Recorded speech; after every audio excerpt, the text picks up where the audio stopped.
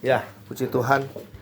Selamat bergabung di Persekutuan Tabernakel Kasih pada saat ini.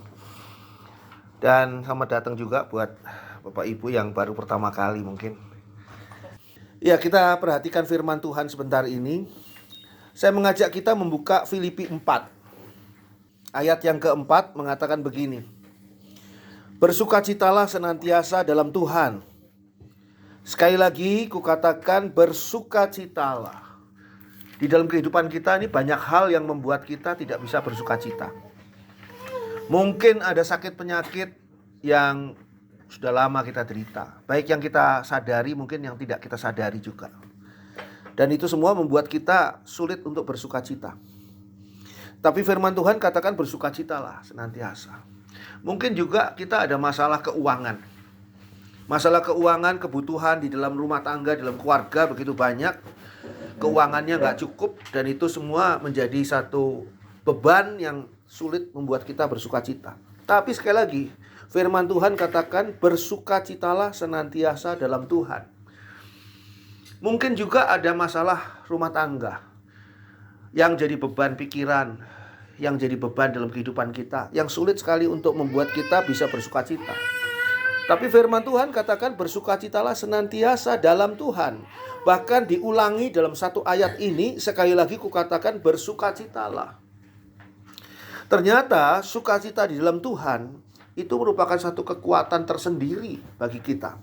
Untuk bisa mengalahkan semua hal yang mungkin saja membuat kita berduka cita di dalam kehidupan kita sehari-hari. Penting di sini dikatakan bersukacitalah senantiasa dalam Tuhan. Dalam segala perkara, dalam segala urusan, dalam segala situasi, dalam segala kondisi, itu disebutkan dengan senantiasa. Bersukacita senantiasa dalam Tuhan. Bukan bersukacita karena mungkin honor kita di kantor naik gitu ya. Mungkin karena kita mendapatkan sesuatu yang membuat hati kita bersukacita saat itu. Itu semua sukacita sementara. Tapi kalau bersukacita dalam Tuhan, itu karena kita terlalu yakin bahwa apapun juga yang menjadi pergumulan kita, itu bisa diselesaikan oleh Tuhan.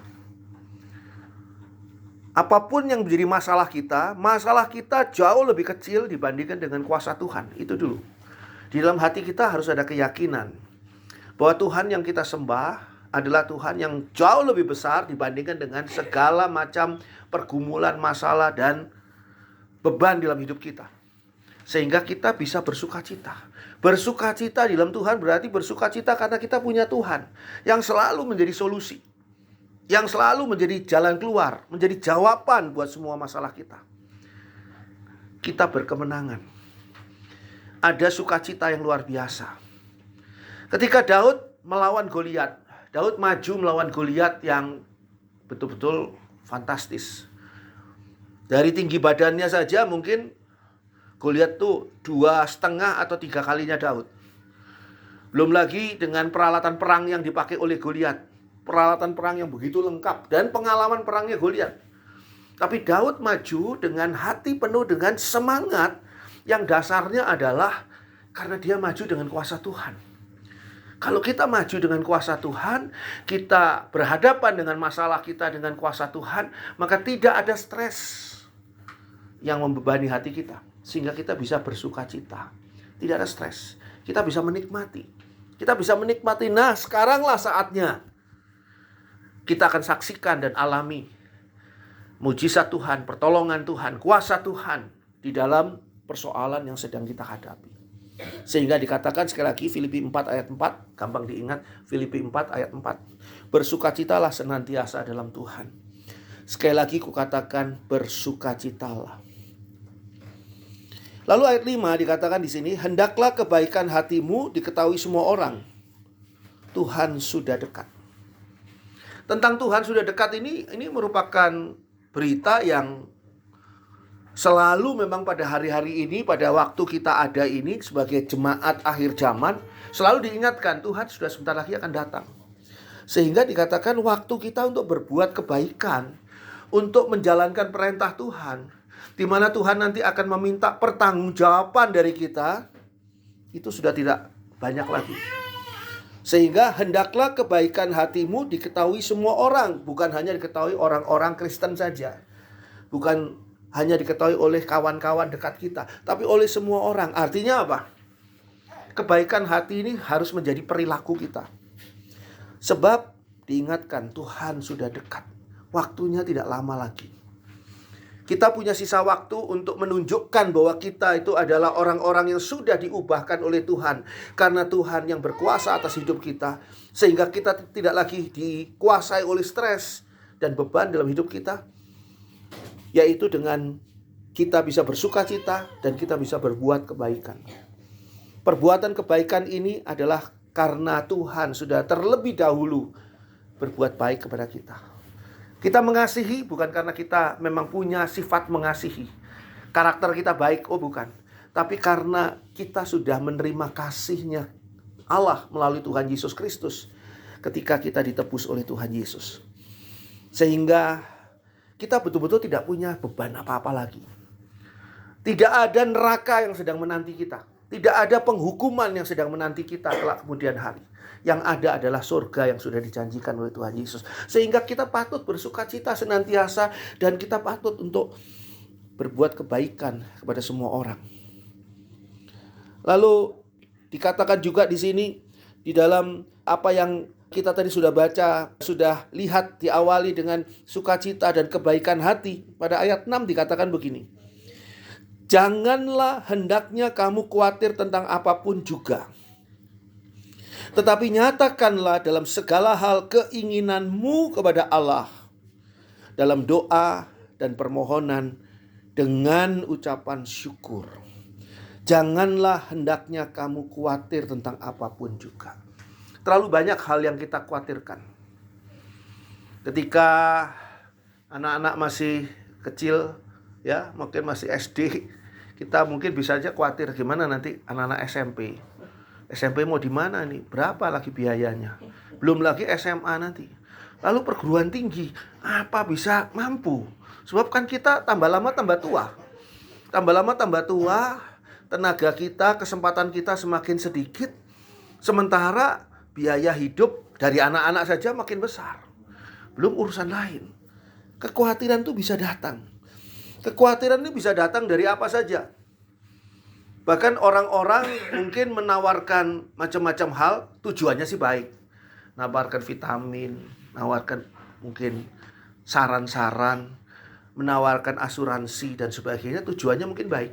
Tapi itu bisa membuat kita khawatir. Kita jadi bisa berpikir tentang sesuatu hal di masa yang akan datang yang belum tentu terjadi, tapi kita saat ini sudah menanggung beban.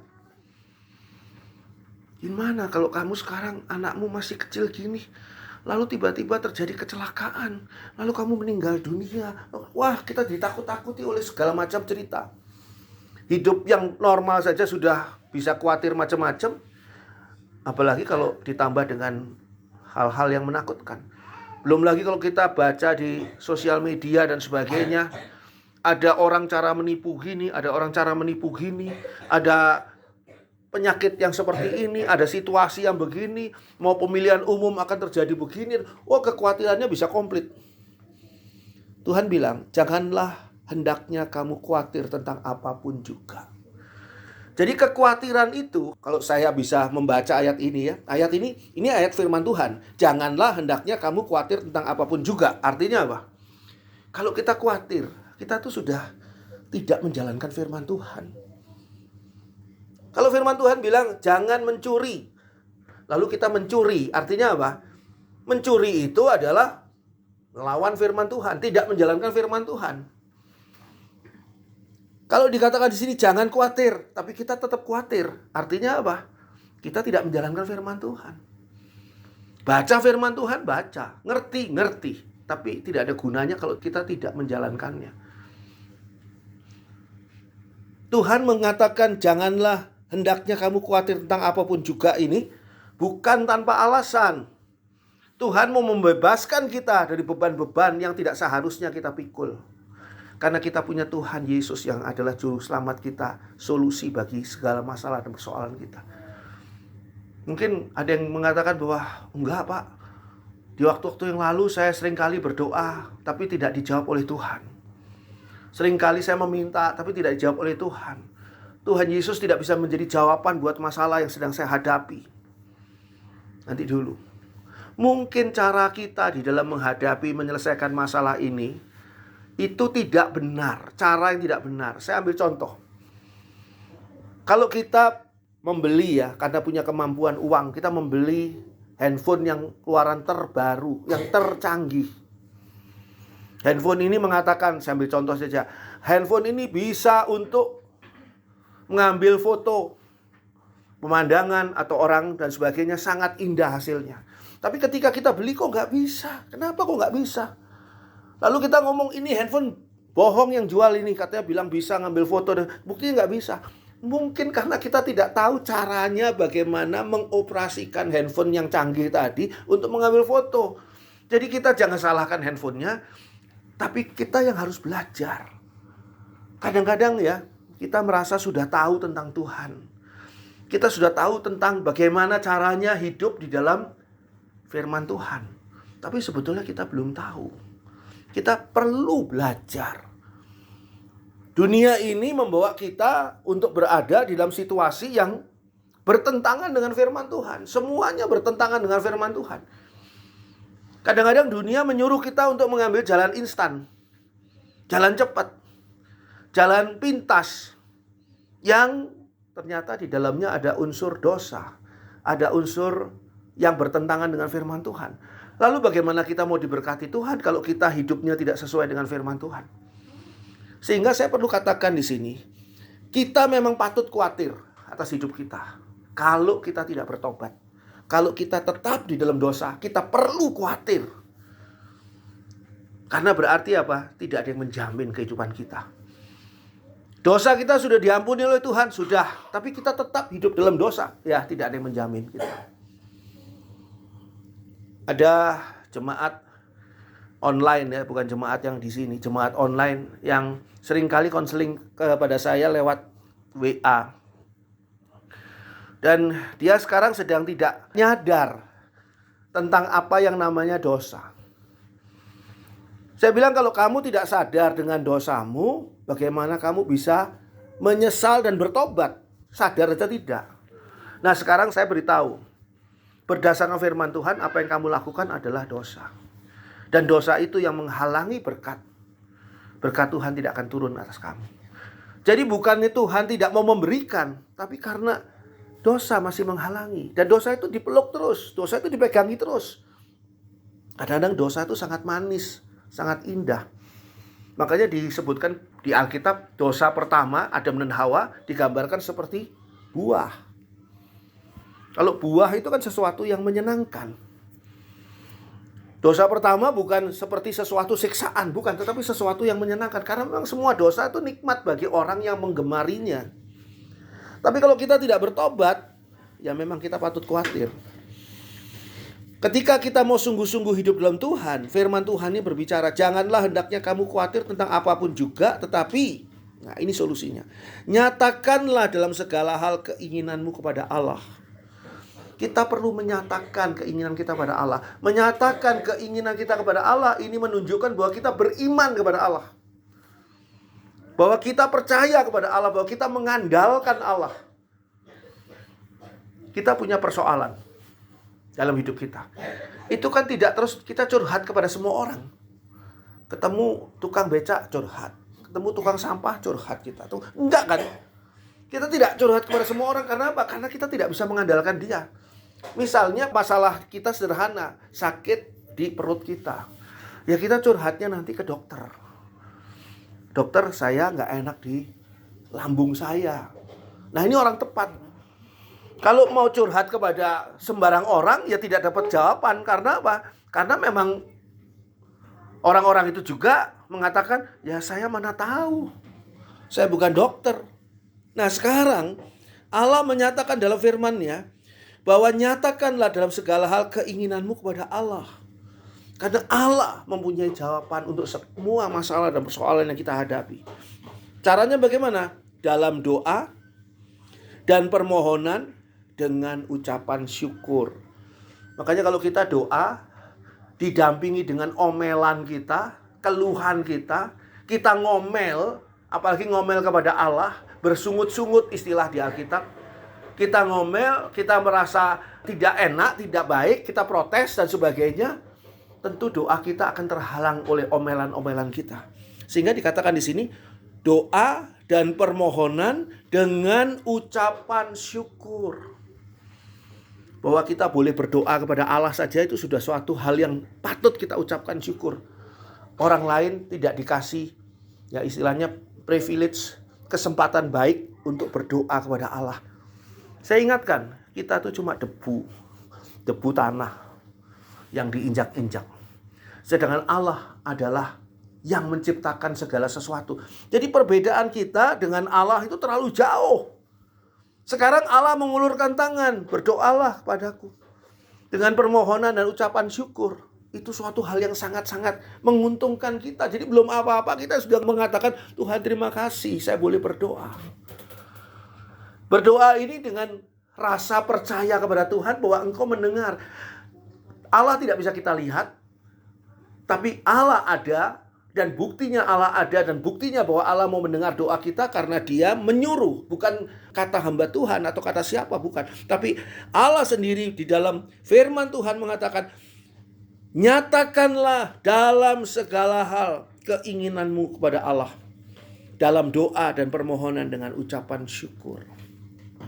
Nah, inilah yang harusnya kita lakukan. Dengan cara seperti itu, kita akan bisa menyampaikan semua apa yang menjadi beban, pikiran, pergumulan, masalah, persoalan, apapun juga. Apakah Allah bisa melakukannya? Apakah Allah bisa menolongnya? Allah mempunyai cara lebih dari 1001 macam cara untuk mengatasi dan menolong segala masalah dan persoalan kita, asal kita percaya kepada Allah. Allah menciptakan alam semesta ini dari tidak ada menjadi ada dengan firman-Nya. Sekarang dengan firman-Nya, Dia juga bisa menciptakan kesembuhan bagi penyakit kita. Menciptakan jalan keluar bagi masalah kita. Menciptakan segala cara yang luar biasa. Mungkin ada yang mengatakan, dengan kita berdoa kan gak mungkin utang kita langsung terbayar. Betul.